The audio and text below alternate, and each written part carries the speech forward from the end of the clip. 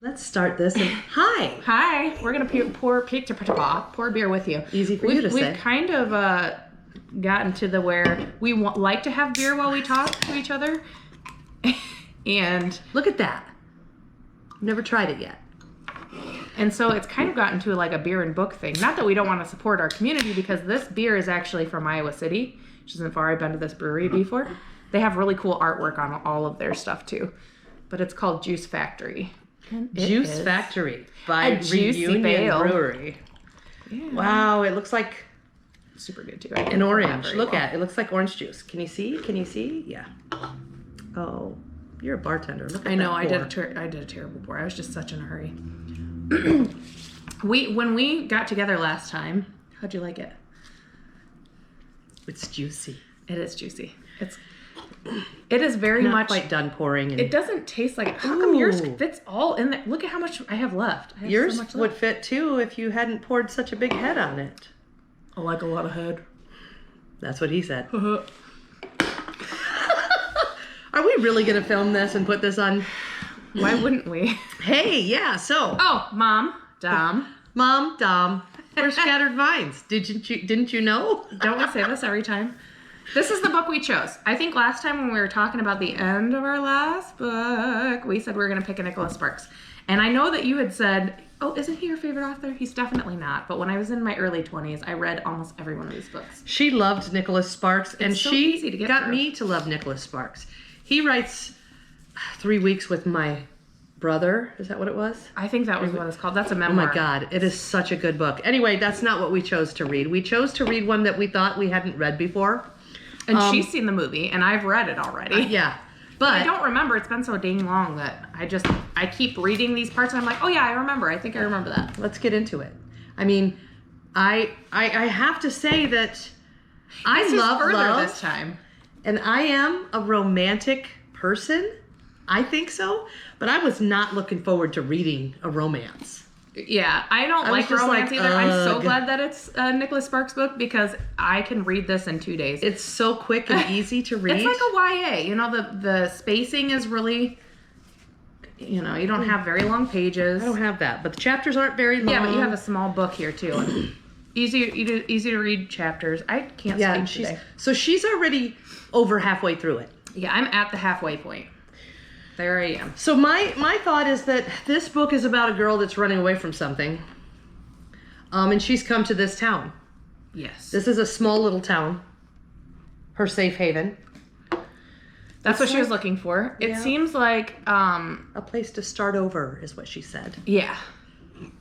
And so when she gets to this, excuse me, while I have my drink. Excuse us.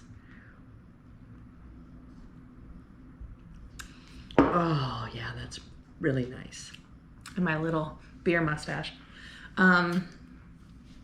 Yeah, how does it kind of introduce? It introduces just her. She's working. Yeah. And she has picked up this job in this teeny tiny town with not very many people in it, just because I don't know if she was like passing through or if she just stumbled upon, like, I don't know what this town in particular. Yeah, we don't know how she found this town and why she chose this town, except that she said that she was looking for a place that was way out of the way, that no one would ever think of going to, which is why she thought of going to it. Yeah. It's I'm not sure where it is yet, but it's I don't know on either. Water. Very near water. It's a like lake by lake though, because first of all, there's an inlet. Talk about Nicholas Sparks, and he is from Raleigh, North Carolina. It's got to be in North Carolina. It's got to be. All of his books. That's why I liked it, because I think it's easy to read his books, and they're always based. The location is always North Carolina, and I love North Carolina. It's beautiful there. I would love to live there. It's like, is that where that started with you? Yeah, Nicholas Sparks. Yeah, how interesting. Yeah, North Carolina. So he's from Raleigh. And he's a lot of his pretty good looking man too. Yeah. A lot of his books are on the Outer Banks, so which is why I wanted to go so bad. So like Knights and Rodanthe, that's the Outer Banks. There's a lot to do with that's a good book.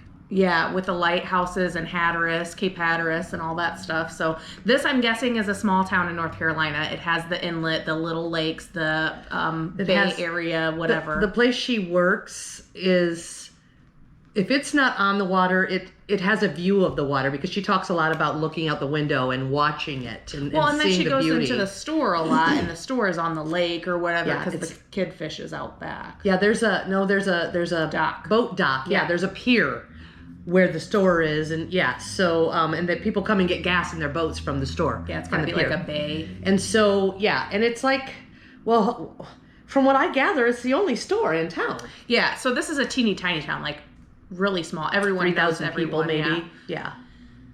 And that's what I don't know how she got stuck here. I know that she talks about how she asked for a job, and when the guy was like, absolutely, come and work, she started crying because she hadn't eaten for 2 days. So I don't know if she was like looking just where she could get a job where she could kind of place herself. No, what I just read is that she said she got hired, and he told her you can start the following Monday.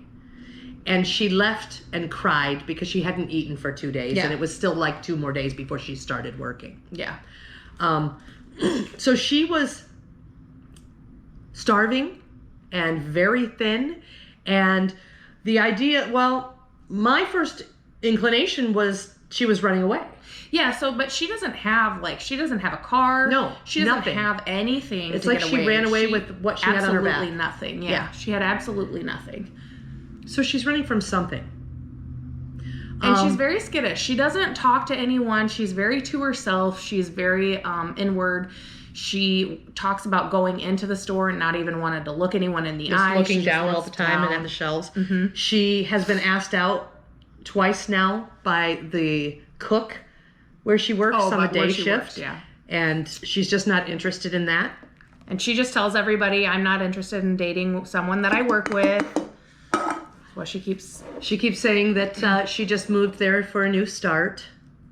Yep. Not giving anybody any information really, but so, and if you know anything, I mean, obviously you can guess, small towns, everybody's kind of gossipy, so everybody's probably talking about, why is she here? What happened? And she doesn't have a car, so she's walking everywhere. Mm-hmm. So they're noticing that, and that's kind of the way it starts. Yeah, I think. So, you kind of told me what after she starts getting into the town, she starts going on her, kind of has a routine. She gets an apartment or a house, a small little cabin on the end of a way back at the end of a dead end road. So it's 2 cabins right next to each other. Yeah. Or very close to each other.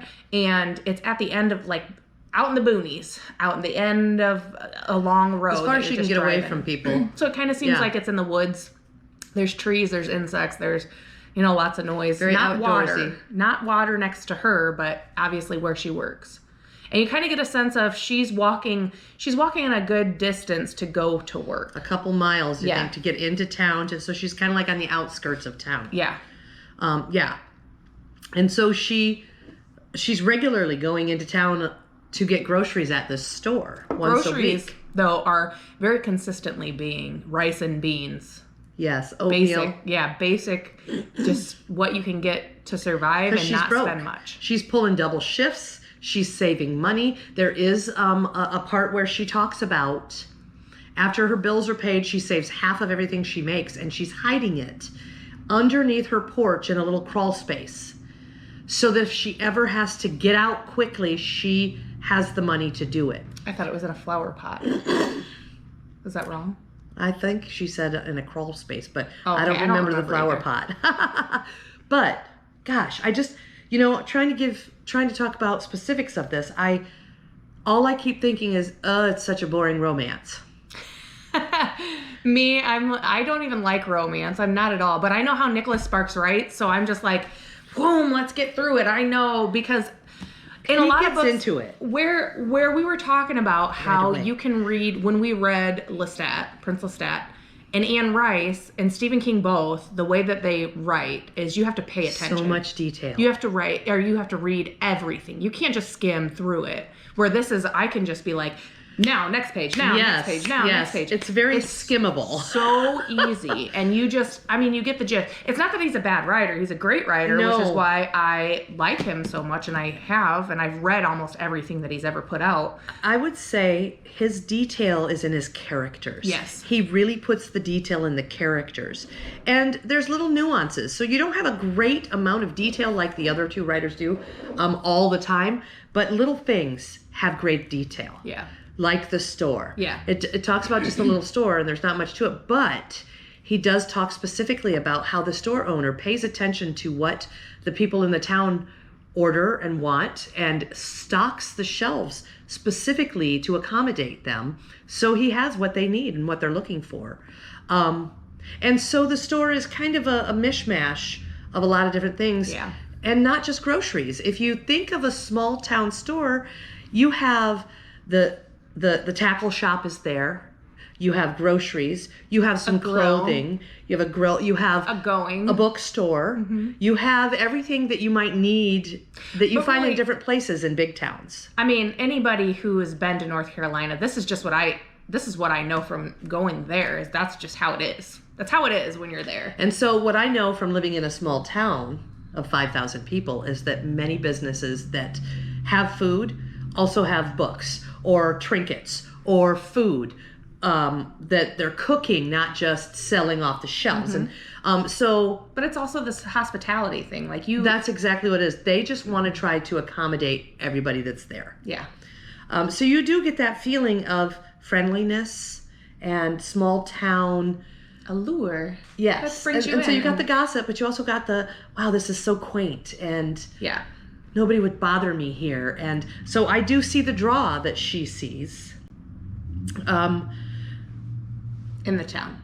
Right, but she's still just trying to be herself and be a part, not a part of it, apart from it. Yeah, away. Yeah. Still living, but she's also, you can tell she's scared to do anything. She doesn't want to get to know people. She really doesn't. She's not out trying to make friends. She doesn't go to town to have a drink and hang out, and she doesn't do any of that. She works as much as she can, and then she goes home, and she, the cabin that she's living in, she got to live there. Basically, the landlord said, if you'll fix it up, then I'll rent it to you for cheap.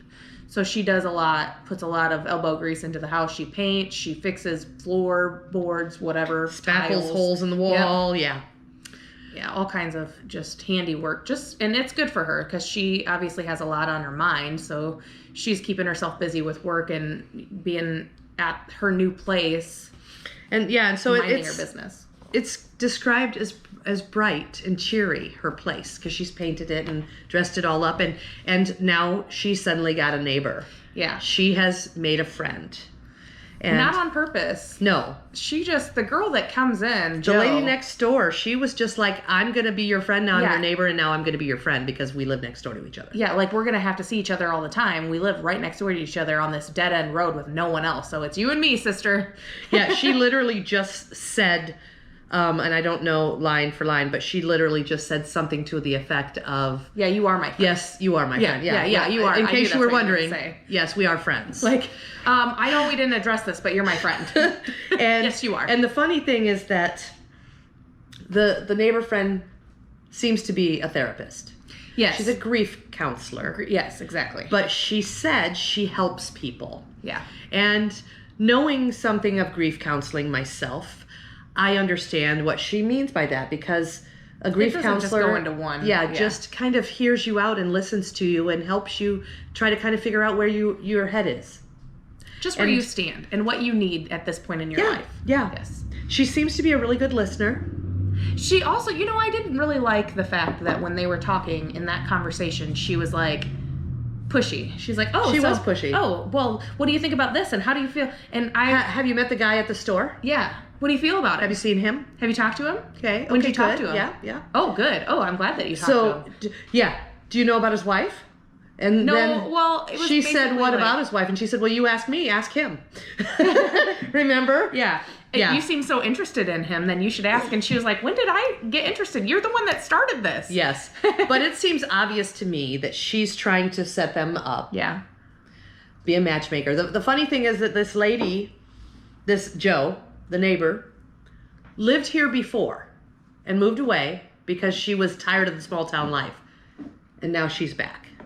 And so she's... Well, ain't that how it happens? I guess so. Because don't people live here and then move away and then come back? I'm ready for some small town life. Tell you what. Anyway. Tell you what. Anyway, so yeah. And so she's really wondering what this young girl living next door to her is doing here because she left a small town when she was young. So, we haven't really gotten into too much of that. I know that Joe is going to dig into it and probably figure it out. And she's way ahead of me on this. So she's already halfway through it. The last part that I told you the bike, but they were having wine. Oh, the girls. The girls were having wine. So basically, we didn't even touch on the store, though. We didn't touch on the store. We didn't touch on Alex. We didn't touch on... So Alex owns the store. So yeah, with Joe asking her about has she met him, so she has, of course, because Alex owns So what's the it? store. Katie? Is that her name? Katie. Okay. Katie is our main character. Yes. I just wanted to have her name. Joe is her friend. Joe is the neighbor and the friend.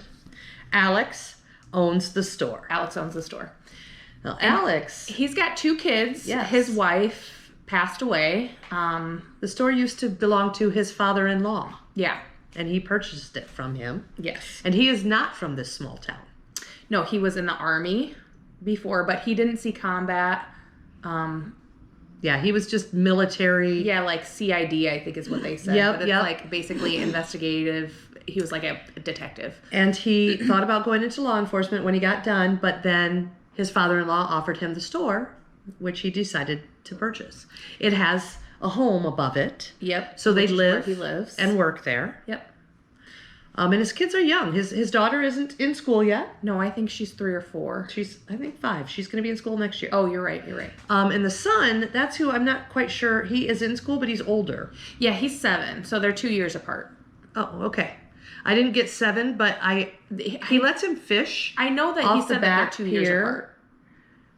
By himself, and he watches him on a camera. And the first time that happened, I was like, what? Oh, so this was the thing. The reason why I was the kids, that's still in my head. He talks about when his wife died, the kids were 3 and 5. Oh, that's right. That's right. So it's been a couple years. That's why I thought she was 3, but since his wife died. And so he is currently trying to run the store and raise his children on his own. And they're in the store a lot, especially the little girl, because she's 5, she's not in school yet. He's put up a little place for her to sit behind the register. And she'll do all the store She business. has learned to do the register. Yes. So she's quite a little helper. I like her. Uh-huh. I like her a lot. She's got a big personality. What is her name? Of course. Maggie? Kirsten? Kristen. Is that Kristen. what it is? Okay. Yes, Kristen. I think, yeah, I keep wondering. I want to read it, but 2 Kristen K or names, Kirsten. That's why. Yes, you're right. The kid's name is like, that's why I was like, is it Katie that her name is? The main character? But yeah. And then the little boy, what's his name? I forgot to. Don't remember that.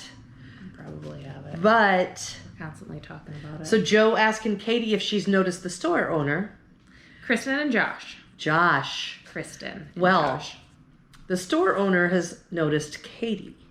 Not on purpose. When you first are introduced, he's just kind of like, oh, well, she must be new, and she's asking for beans.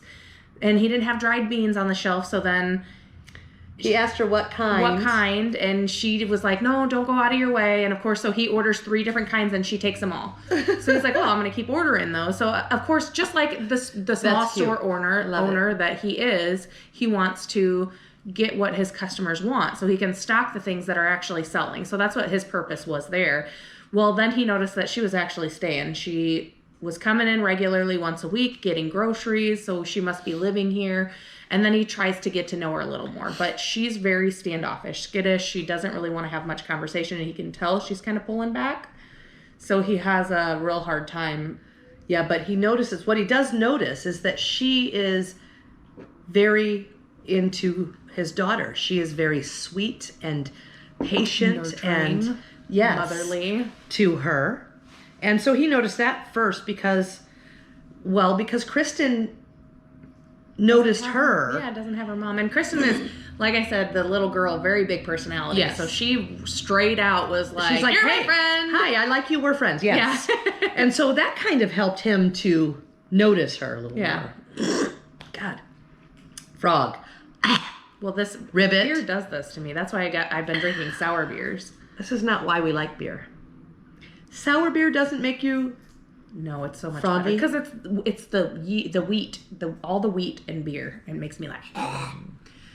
Beer and books. And booze and books. I gotta say, I'd much rather read a Slaughter and drink a Hell yeah. pale ale. But look, we're trying to cover all bases because if it was up to me, I told you I would always do Thrill. I've got to say on the side, Thriller killer. I got to say on the side, I am reading Greenlight, and that highly recommend. I'm halfway through it. What is that? It's Matthew McConaughey's book, and his own memoir? memoir. Yes. Oh my god! And holy shit, if you get Does the it have audiobook, deodorant? if you get the audiobook, he reads it himself. Fan-fucking-tastic. Okay, all right. I want to purchase it because I want to listen to this soothing man's voice. I want to all hear the him fucking too. time. And it's just good. He just knows. I can't tell you how many times people mistake my last name for McConaughey. It doesn't matter. Are you offended? No, not at all. I'm No. like, yes, that is my last name. And you know, all I can think of is No, all the. I don't even want to say it anyways, but. He's sexy. Yeah, well, Yeah. who was it? I think Kevin Hart did a stand-up and was talking about doing a movie, or somebody was talking about doing a movie with Matthew McConaughey and taking a piss in the bushes, and Matthew McConaughey comes, stands next to him, take a piss, and he whips out this big fucking giant. So that's all I can think about every time. Arm? Yeah, arm. His big giant arm, and that's all I can think about. Wow, Every did time you I'm see like, that arm? But can you imagine it being Kevin Hart and Matthew Steeple? McConaughey? Yeah. Not only am I intimidated, dude, but geez, do you have to come with all that? You're gonna hammer me into the ground with that thing. Just set it on my head while you're standing This is here. not supposed to be a comic relief hour, but I'm yes, sorry. it is. Hey, hi. Dun, dun, dun. Sorry. Back to the book. Anyways, that is a good book. Highly off subject. You're welcome. Wow. Okay. This is why we drink. And oh God, I love them too. Anyway, okay, so let's get to a stopping point. Let's get to a talking point. So now they're kind of, it's basically heading towards Katie and Alex are getting to know each other. Oh, we meant to do that. Yes, we did. Scripted. It's so fucking scripted around here. Let's throw out the script right now. Shit. Yeah, so they are getting to know each other very slowly because Katie is not.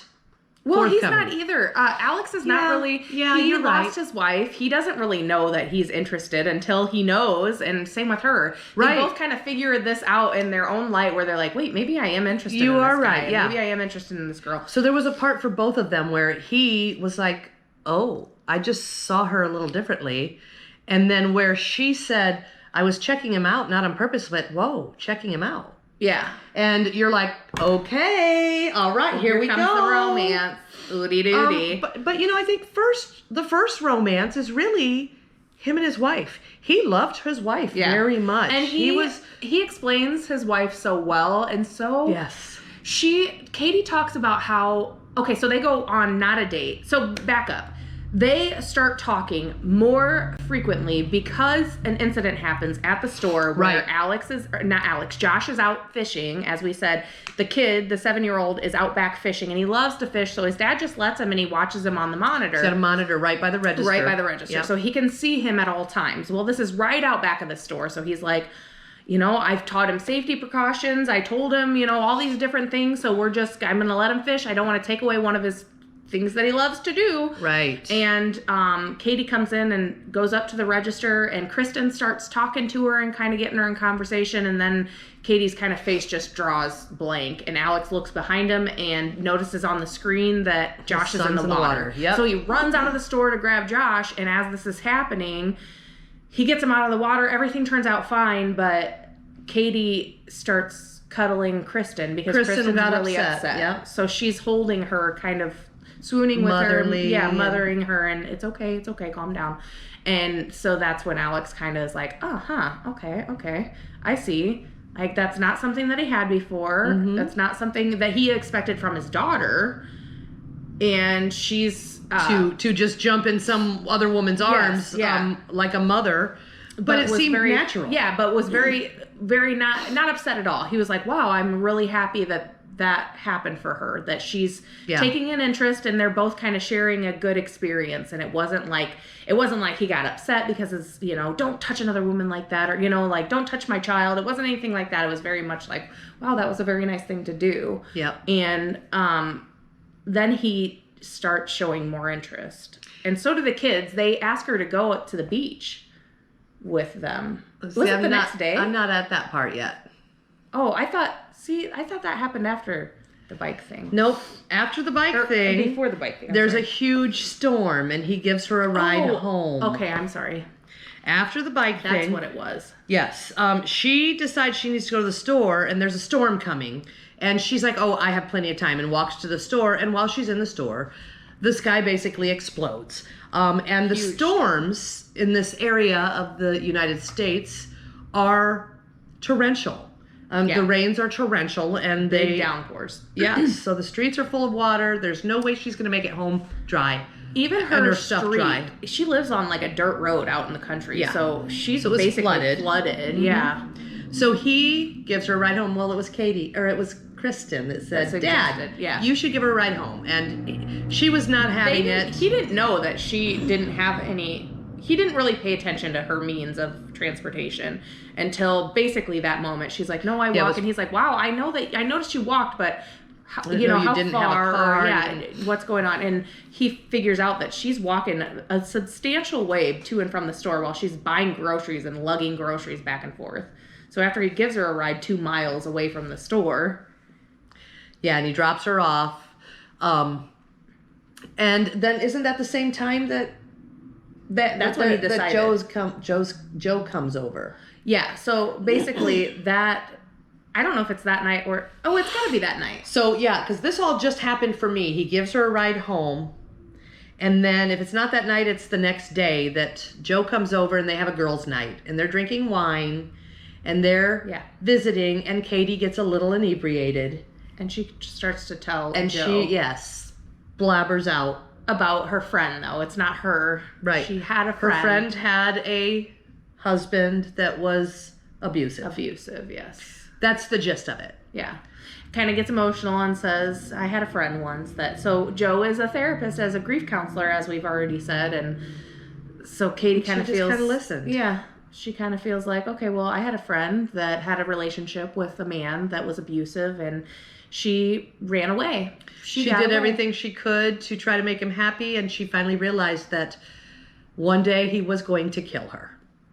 Yeah, so she ran away. And then Joe kind of just comforts her and says, wow, your friend's really strong, and, it takes a lot. And then as they're having this conversation, they kind of get back into their regular conversation of, girls just gibberish. Talk and visiting. And as Joe's leaving, she points out that there's a bike. There's a bicycle. There's a bike outside.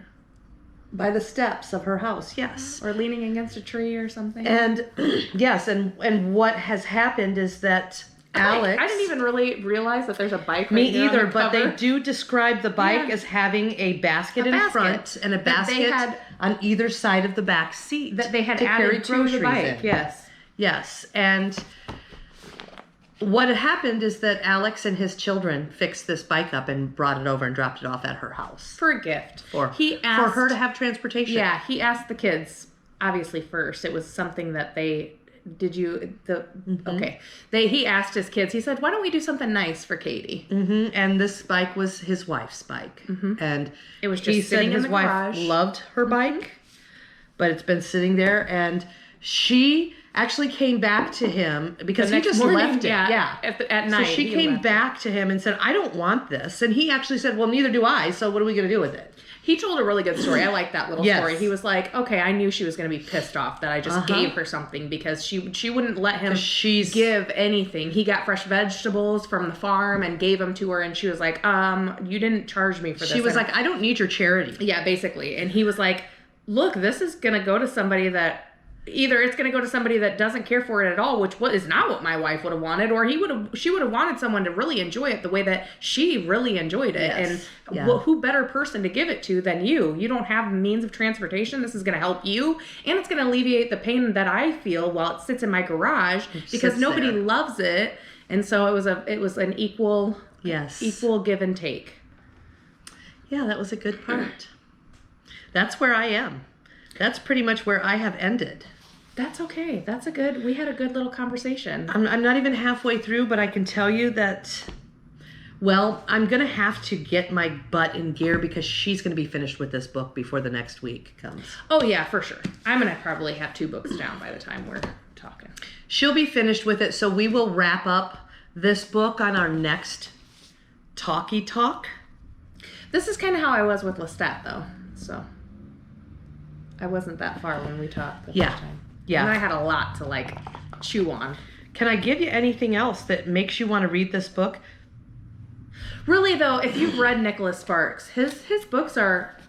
That's what I was going to say. Yeah. His books are really good. He does a really good job. I really enjoy reading. It's a good... I always use this, but it's such a good palate cleanser for me because his books are really easy to get through, and they're not overloaded. They're very airy feeling when you read them. It's very much like that is what, a clear head. Yes. You kind of get this a breath of fresh air. Exactly. So you're like, oh, that was good. Leave on a good note. I read so many books that I'm like, holy shit. That I need books like this. So let me talk about the movie for a minute because... Oh, yeah. I don't think I've seen the movie, so you should. I think the woman who plays Katie in the movie is